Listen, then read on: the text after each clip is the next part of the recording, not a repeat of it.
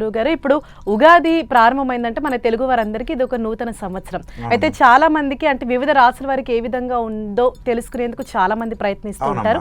మరి వివిధ రాసుల వారికి ఆదాయ వ్యయాలు, రాజ్య పూజ అవమానాలు అన్నవి ఏ విధంగా ఉన్నాయండి? అలానే వీళ్ళకి వచ్చేటప్పటికల్లా నేను ఇందా చెప్పినట్టుగా పుష్కరం కూడా ఒకటి ఉంటుంది. అంటే దేవగురు అయిన బృహస్పతి మనకి జూన్ 2వ తారీఖు నుంచి కర్కాటక రాశిలో సంచారం చేస్తారు. కర్కాటక రాశిలో సంచారం చేయటం వల్ల యమునా నది పుష్కరాలను ఏర్పడతాయి. యమునా నది పుష్కరాలు అంటే 2వ తారీఖు నుంచి 14వ తారీఖు వరకు కూడా యమునా నది పుష్కరాలు ఏర్పడుతుంటాయి. అలానే మన ఆదాయ వ్యయాలకు వచ్చేటప్పటికల్లా భారతదేశం అంతా, ప్రపంచ దేశం అంతా కూడా కాలమానాన్ని మనం లెక్క వేసుకునేటట్టయితే మనకి సర్వాదాయం అనేది 87 ఉంటుంది.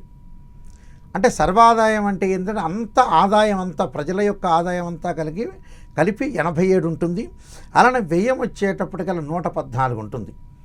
అంటే ఆదాయం కంటే కూడా ఖర్చు బాగా ఎక్కువగా ఉంటుంది.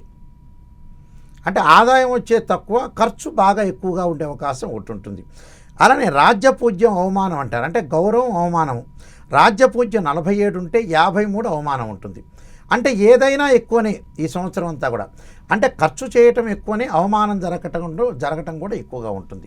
అయితే వివిధ రాశుల్లో ముఖ్యంగా మనం మేషాది ద్వాదశ రాశుల్ని మనం చూసుకునేటట్టయితే మేషరాశి వాళ్ళకి 11 ఆదాయం, 5 ఖర్చుగా ఉంటుంది. అలా రాజ్యపూజ్యం 2, 4 అవమానంగా ఉంటుంది. అంటే మేషరాశి వాళ్ళకి అధిక లాభాలు కలిగే అవకాశాలు ఎక్కువ ఉంటాయి. అయితే అలానే వృషభ రాశి చూసుకునేటట్టయితే 5 ఆదాయం, 14 ఖర్చుగా ఉంటుంది. అలానే 5 రాజ్యపూజ్యం, 4 అవమానంగా ఉంటుంది. మిథున రాశి చూసుకునేటట్టయితే 8 ఆదాయం, 11 ఖర్చుగా ఉండటం ఒకటి. అలానే రాజ్యపూజ్యం 1, 7 అవమానంగా ఉంటుంది. కర్కాటక రాశి వాళ్ళకు వచ్చేటప్పటికల్లా 2 ఆదాయం, 11 ఖర్చు. అలానే 4 రాజ్యపూజ్యం, 7 అవమానంగా ఉంటాం. సింహరాశి వాళ్ళకి 5 ఆదాయం, 5 ఖర్చు.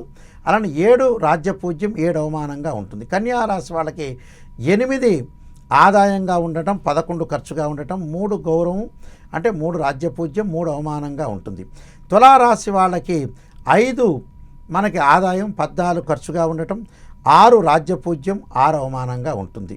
అంటే రాజ్యపూజ్యం వచ్చేటప్పటికల్లా 6 ఉంటే అవమానం 3గా ఉంటుంది.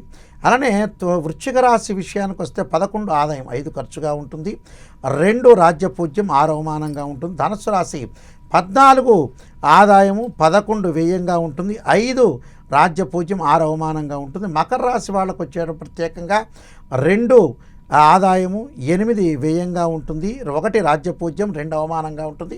కుంభరాశి వాళ్ళకి 2 ఆదాయం, 8 ఖర్చుగా ఉంటుంది. అలానే 4 రాజ్యపూజ్యం, 2 అవమానంగా ఉంటుంది. మీనరాశి వాళ్ళకు వచ్చేటప్పటికల్లా 14 ఆదాయం, 11 ఖర్చుగా ఉంటుంది, 7 గౌరవం అంటే రాజ్యపూజ్యము, 2 అవమానంగా ఉంటుందమ్మా. ఇది ఆదాయ వ్యయాలు ప్రత్యేకంగా.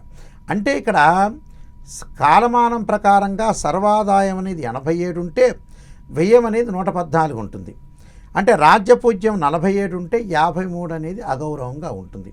అంటే ఈ సంవత్సరం అనేది ప్రత్యేకంగా గ్రహణాలు అనేవి మనకి లేవు. అయితే గ్రహణాల విషయానికి మనం ముఖ్యంగా వస్తే ఈ గ్రహణాల్లో మనకు ప్రపంచవ్యాప్తంగా కనిపించే కొన్ని గ్రహణాలు ఉంటాయి. ఆ గ్రహణాల్లో మనకి ఆగస్టు 12వ తారీఖు 2026 సంపూర్ణ సూర్యగ్రహణం. అలానే ఆగస్టులో మళ్ళీ 28వ తారీఖున పాక్షిక చంద్రగ్రహణం ఉంటుంది. అంటే మన దేశంలో కనపడదు, ప్రపంచ దేశాల్లో కనపడతాయి.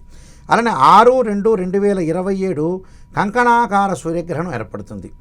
అంటే 6వ తారీఖు అంటే 2027 ఫిబ్రవరి 6. అలానే ఫిబ్రవరిలో మళ్ళీ 20వ తారీఖున ప్రతిఛాయ చంద్రగ్రహణం అనేది ఏర్పడుతుంది. అంటే కొద్దిగా మాత్రమే ఏర్పడుతుంది.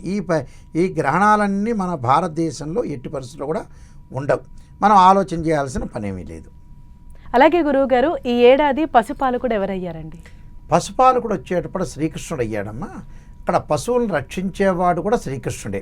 అక్కడ శ్రీకృష్ణుడు పశుపాలకుడు కావటం వల్ల మనకి పాలు అధికంగా రావటం, పెరుగు అధికంగా వచ్చే అవకాశం ఒకటి ఉండటం, అలానే గోవులు సురక్షితంగా ఉండి ఎక్కువగా వ్యాధులు లేకుండా ఉండే అవకాశం ఎక్కువగా ఉంటుంది.